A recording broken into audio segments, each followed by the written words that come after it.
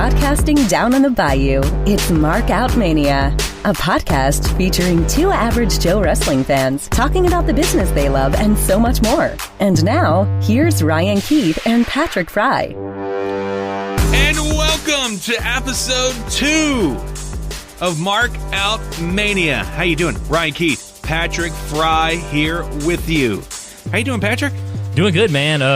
Really good feedback from the first episode. Yeah, definitely. And it was really fun, and I'm really looking forward now to episode 2 as we're now a week out from Survivor Series, which is shaping up to be a very, very interesting and a very good pay-per-view. Right, definitely. Before we start this show, I want to take a little time and thank our veterans out there. Yesterday was Veterans Day, and you are the best that America has to offer.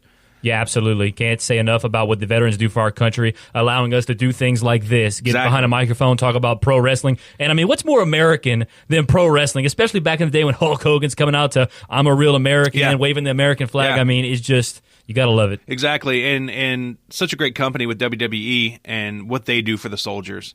So with that said, you guys are appreciated. You are loved. And Patrick and I just want to send out that appreciation to you and let you know that you are an important part of why this country is as amazing as it is. The most important part, in my opinion. Absolutely. Like I said, we can't do this without those guys. So we thank them. Right. You can find us on the internet, MarkOutMania.com. That's your central hub for iTunes, and we're going to be on there shortly. Yes, I know people are asking me, when are you going to be on iTunes? Well, we've had some technical issues, but it looks like those are being fixed. Spreaker, SoundCloud, YouTube. You can find us all. And on our Facebook page at MarkOutMania.com. All right, yeah, so let's go ahead and dive right into it. Raw and SmackDown last week, the build-up to Survivor Series continues to build. Let's talk about Raw just a little bit here. Raw General Manager, he appeared on Miz TV. Let's see, Jason Jordan defeated Elias in a guitar on a pole match. The Vince Russo, everybody was making jokes about Vince Russo and that. I thought that was very, very funny on Reddit. Asuka defeated Stacey Coates, another just squash basically that Asuka's been doing. I'll be anxious to see when they finally decide to start giving her some fresh meat. Yeah, give her some, and not just fresh meat, but some better meat. It's also Finn Balor versus Samoa Joe ended in a double countout. Joe came out and basically beat up, who was it? Titus O'Neil, and basically said, anybody that wants to come out here and fight, come on out. Finn Balor accepted the challenge, and I was very excited because those two guys put on some great NXT championship matches in NXT, so I'm very, very interested to see what they can do with these two guys. And of course, now these two guys are going to be teammates a week from tonight on the Survivor Series Raw team. And I think going on after that, I think they might have a little bit of a feud on the main roster. It'll be their first main feud on the roster, so that will be interesting to watch. I mean, what do you think about that? Yeah, they can relive, like you're saying, a lot of those NXT matches that were absolutely, gold. It's going to be gold. It's going to be fun. I hope to see numerous matches between those two guys. Also, Sasha Banks and Bayley defeated Alicia Fox and Nia Jax. Alicia Fox saying, Sasha, you're on the Raw team, but Bayley, she didn't offer the invitation to Bayley. So Bayley, as of right now, is left out. I believe there's still an open spot on that for that fifth woman. Now, there's a rumor going around. I'm going to write it down. I'm not going to say it yet. When we get to Rumor Mill, there's a rumor about the possible fifth woman, and I don't even need to write it down because I got it in my head. But we're going to talk about that in the Rumor Mill coming up. Braun Strowman defeated Intercontinental Champion The Miz via disqualification. So, of course, I think that one was for the title. So The Miz, of course, retains the title, which we know that Braun Strowman just would, in reality, would destroy The Miz. He would eat him alive.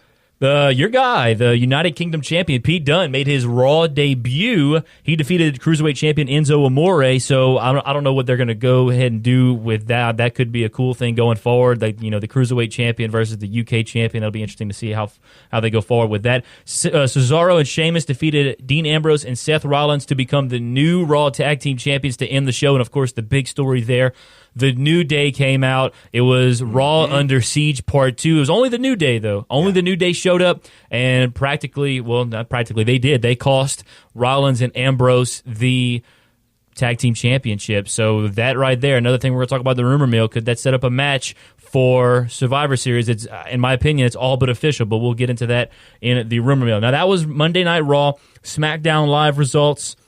Let's see, Kofi Kingston defeated Sami Zayn.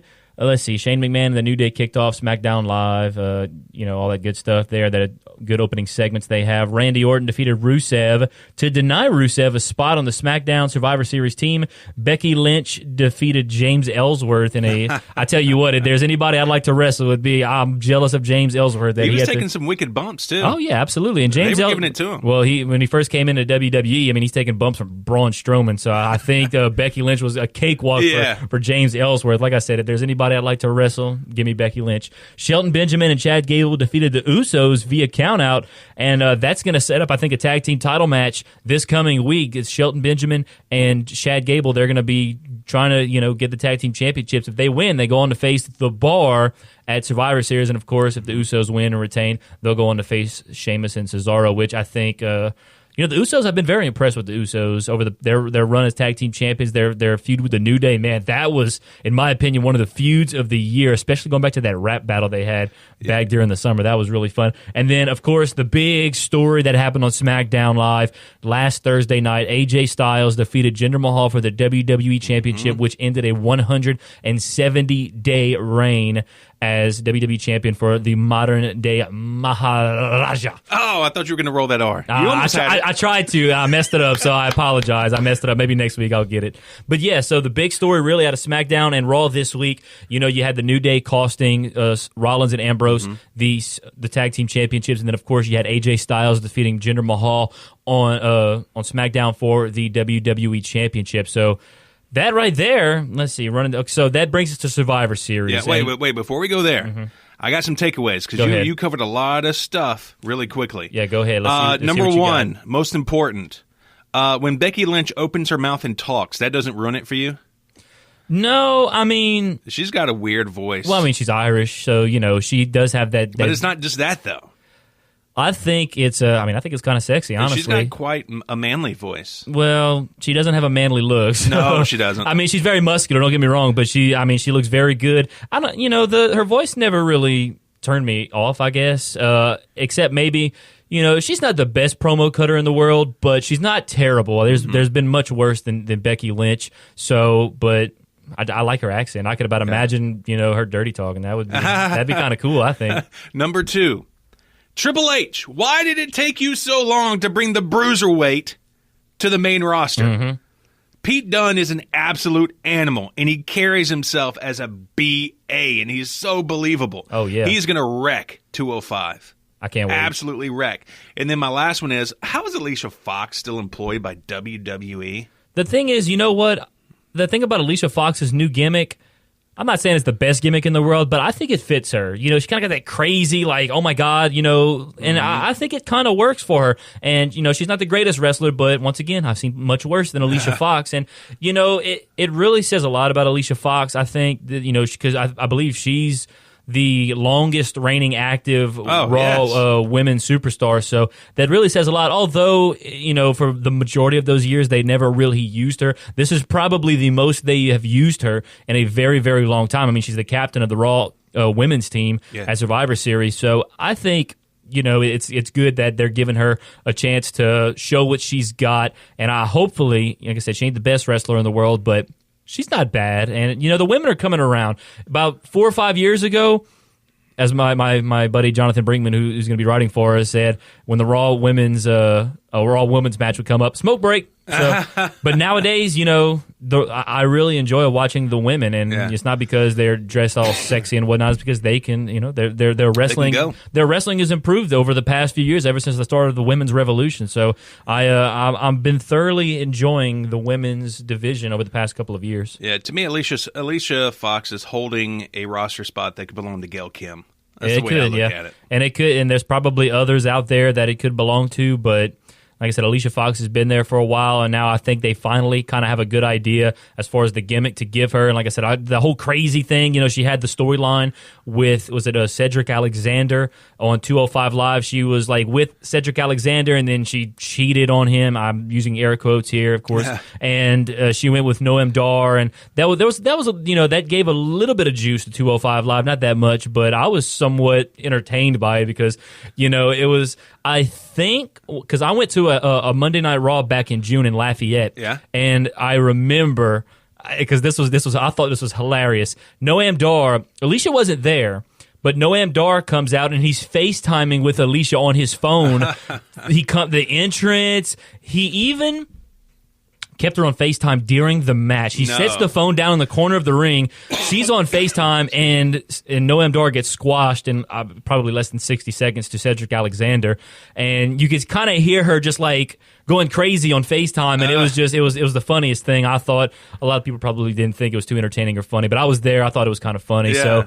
So they've had that storyline, and I think that kind of carried over now into her singles run because now she's not hanging on to a cruiserweight. She's doing her own thing in the women's division. So I like it. I like the gimmick she's got. She's playing it very well, and I just hope that it can, the role she's playing on this gimmick can carry over into her, her improving in the ring. Mm-hmm. So we'll see what happens. Right, and then before we get to SmackDown, we talked about this a little bit earlier in our pre-show meeting.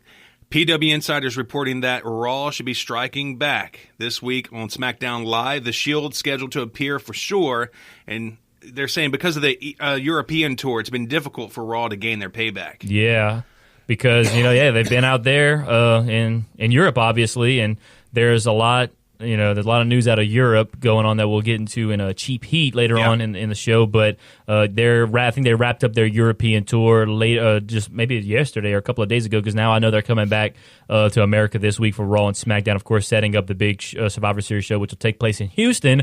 Still debating on trying to get tickets, but we shall see. I would love to go, but the financial situation isn't the greatest. And I have just as good a seat in the house watching it on the WWE Network. So yeah, and I'm with you on there. I haven't looked at Survivor Series package prices, but I would imagine they're pretty close to WrestleMania packages, seeing that it's a huge show as well. Yep. I'm with you. $9.99, couch. Well, I wouldn't, because I looked online. I didn't really look at the packages. I'm just looking for a single ticket because I don't need all this other special stuff. I just want to be in the building. I want to be in the Toyota Center in case, because it's Survivor Series. I have a feeling something big is going to happen, whether it be in the 5-on-5 match, or the AJ Styles versus Brock Lesnar match, the women's match. I don't know. Something big's going to happen because something big always seems to happen at Survivor Series. As like you said, it's one of the big 4 pay-per-views of the year that WWE does. So I'm just looking forward to seeing what that special moment is going to be this year. Right. As we get into the Survivor Series card here in a few minutes, I'm going to have like a fantasy booking type thing that I want to bring up. I know you don't like the fantasy type booking stuff. I like that. But I think, as we've seen in the past, because we were writing down our favorite Survivor Series moments, we'll get to later on this show as well. It's a lot of debuts. I got something clicking in my head that would be absolutely amazing, so I'll talk about that here in a second. All right, so you want to go ahead and run down the Survivor Series card? Let's do it. All right, so as of right now, and, of course, this could change. It may or may not, but, obviously, this is what it is now. Something may be added. Let's roll down the card right now. You have the Raw Women's Champion, Alexa Bliss, will be taking on the SmackDown Women's Champion, which I think will be defended this week. Actually, it'll be Natalya defending. Who was it she's defending against this week? I cannot remember for the life of me. If you can't remember, there's no hope in me remembering. Well, Natalya is defending it. Who is she defending it against? For some reason, I'm drawing a blank right now. Can't quite remember. If I remember, I'll let you know. But maybe she's defending against Charlotte.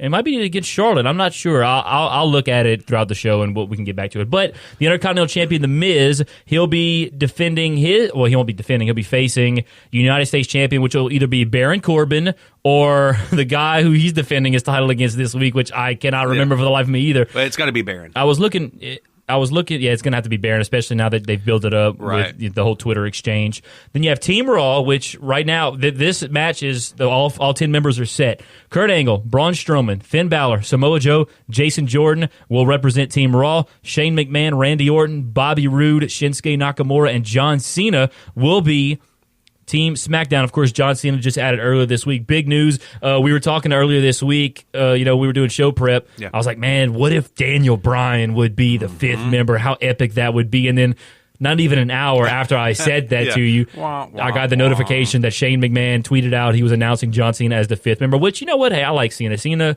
has earned it. And, a lot of people boo John Cena. I'm one of those guys that boos him. But I boo him just because it's fun to boo John Cena for the reason that everybody, I guess, is just tired of John Cena. But I'm not, because he's one of the greatest promo cutters Yes. ever, and Yes. he's and anytime he steps in the ring, whether you love him or you hate him,